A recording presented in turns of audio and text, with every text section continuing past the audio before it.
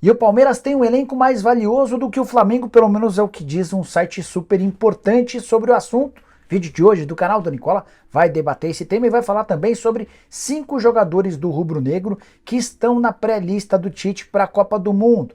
Quero te atualizar ainda sobre o Corinthians, com a chance de um dirigente ser punido, já o São Paulo perdendo o lateral por pelo menos 6 meses. Para completar as últimas do Vasco da Gama, será que o Vasco consegue uma ajudinha do tapetão? Bora falar também sobre o Ituano, tem informações sobre o Atlético Mineiro e muitas outras coisas a partir de agora.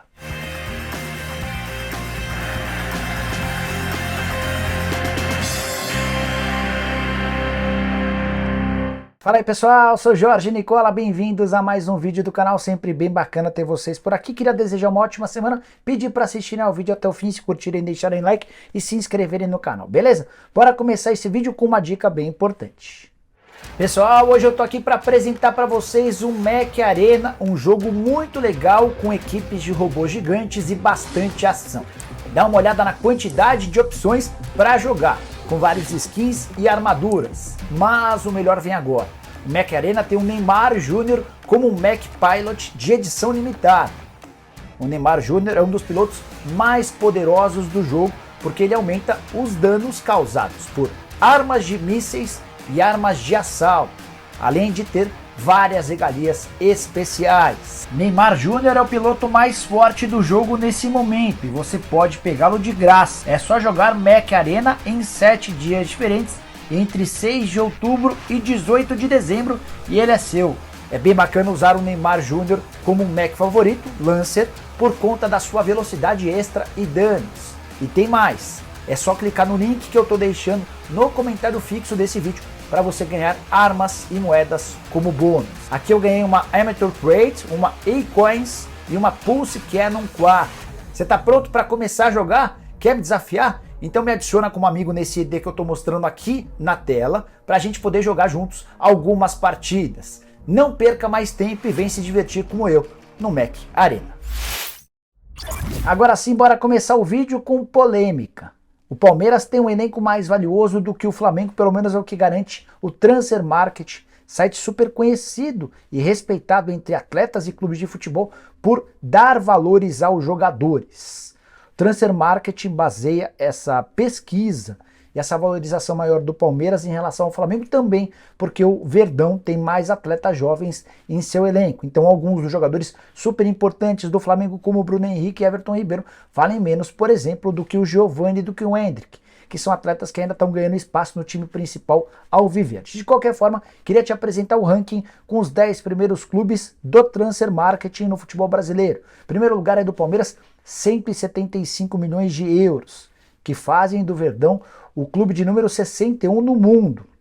Os 3 jogadores mais valiosos do Palmeiras são Danilo, 25 milhões de euros, Hendrick, 15 milhões de euros e Rafael Veiga, 12 milhões. O segundo lugar é do Flamengo, 149 milhões de euros.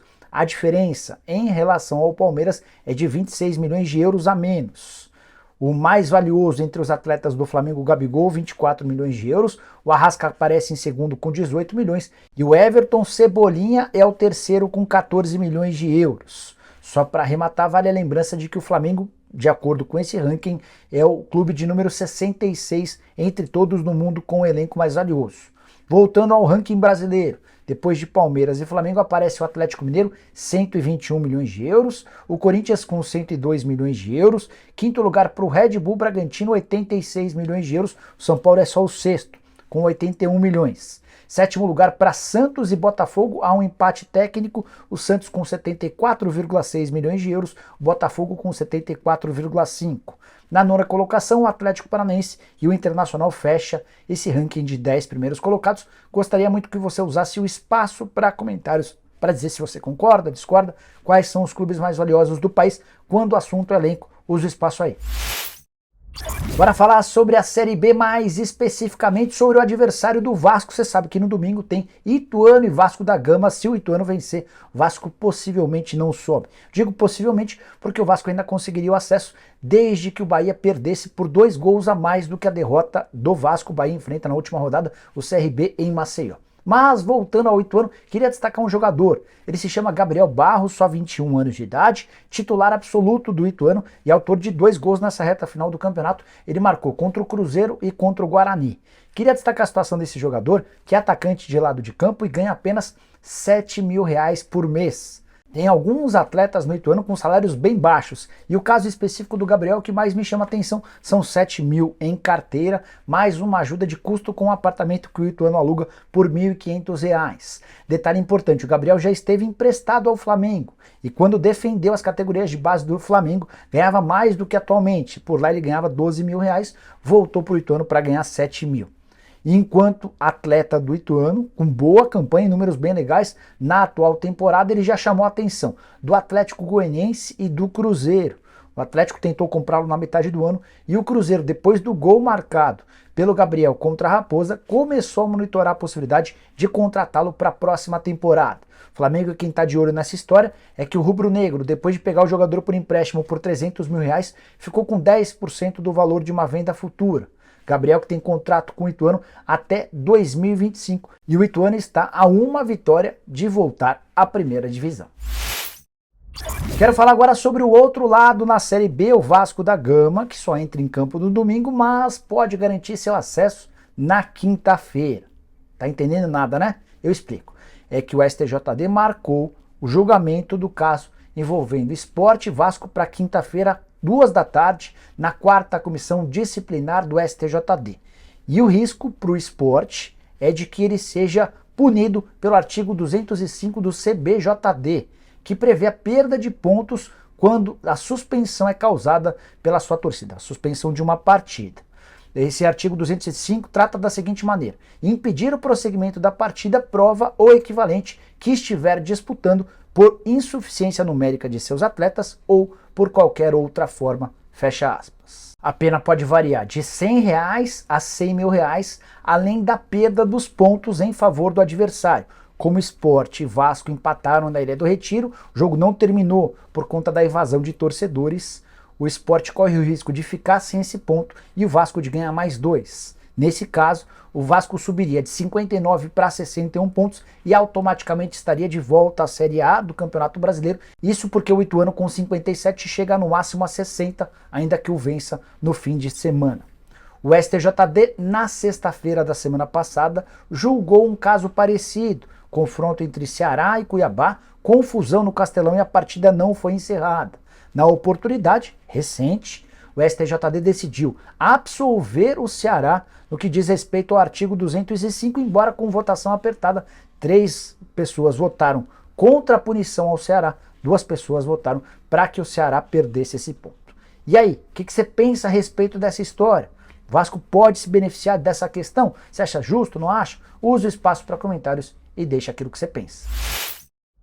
Hora de falar sobre o Atlético Mineiro, que faz final de Campeonato Brasileiro contra o São Paulo nessa terça no Morumbi, confronto direto entre times que ainda sonham com vaga na fase de grupos da Libertadores da América. O Atlético Mineiro é o 7º, o São Paulo é o 8º, eles estão separados por 1 ponto, e o 6º, que é o Atlético Paranaense, o último que estaria garantindo vaga na fase de grupos, tem os mesmos 51 pontos do Galo. Ou seja, se o São Paulo vencer, ele ultrapassa o Atlético Mineiro e ainda pode também ultrapassar o Furacão.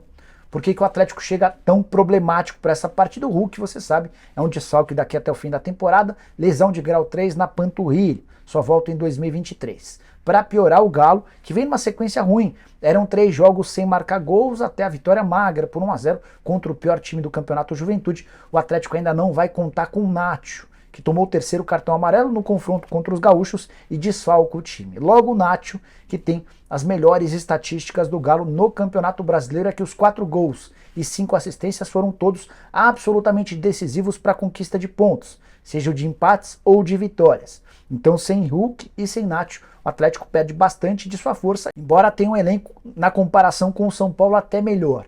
Meu palpite é de uma vitória apertada do São Paulo ou de empate. Você que pensa sobre esse jogo? Também estou curioso para saber o que você acha. Use o espaço para comentários e registre já.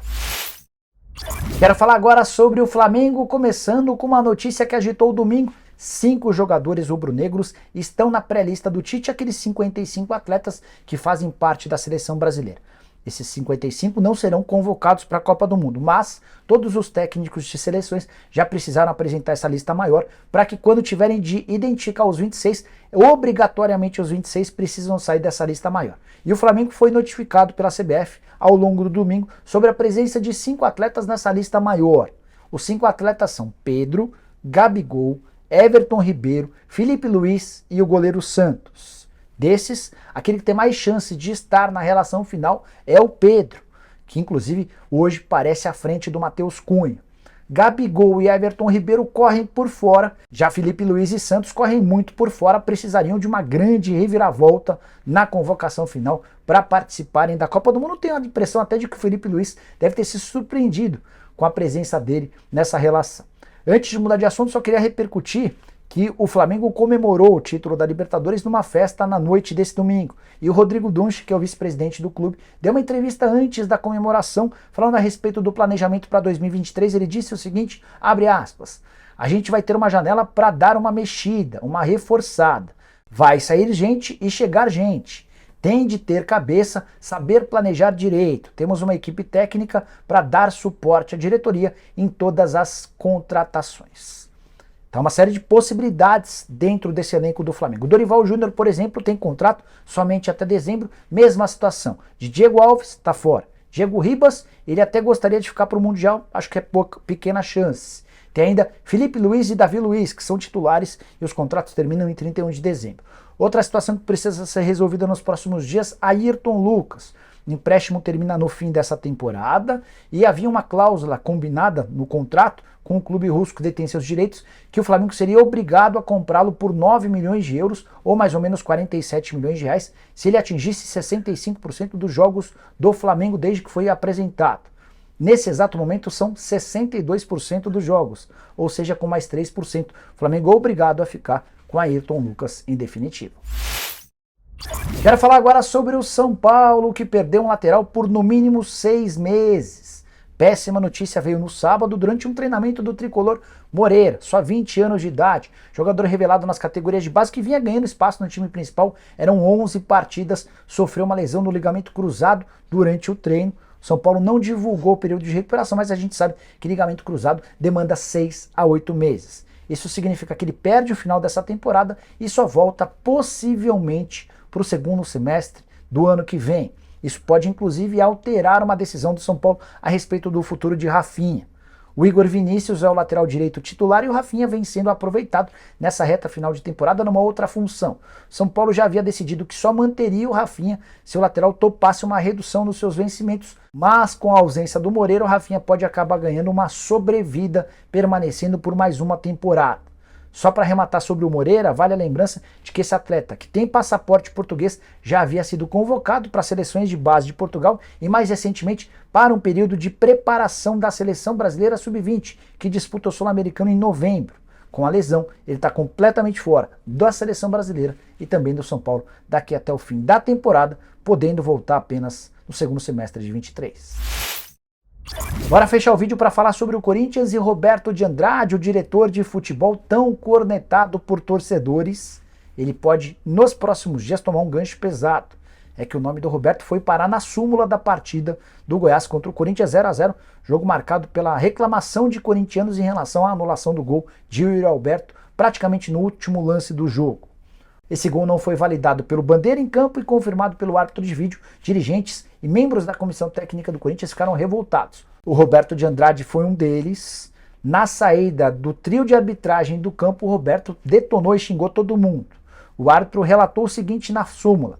Informo que no momento que a arbitragem estava saindo do campo de jogo, o diretor Roberto de Andrade proferiu as seguintes palavras, abre aspas, vocês são vagabundos e ladrões. Isso é uma vergonha. Vão-se F3 pontinhos, não vou falar o palavrão. Fecha aspas. Roberto de Andrade, prevendo o risco de uma punição pesada, usou suas redes sociais para se desculpar com o trio de arbitragem, dizendo que eles não têm culpa, o erro foi do VAR. Mas detonou o Wilson Luiz Seneme, que é o presidente da comissão de arbitragem. A frase ao Seneme foi a seguinte, abre aspas, Seneme, mais uma vez, abandone seu cargo, vá para casa, não tem competência para estar aí. O torcedor corintiano que ouve essa frase, vinda do Roberto, deve pensar o mesmo para ele. Mas voltemos à frase, ou à frase seguinte. Roberto ainda completou. Já não tinha competência como juiz, quanto menos para estar aí. Fecha aspas. O Corinthians havia prometido uma postura forte, severa em relação a isso.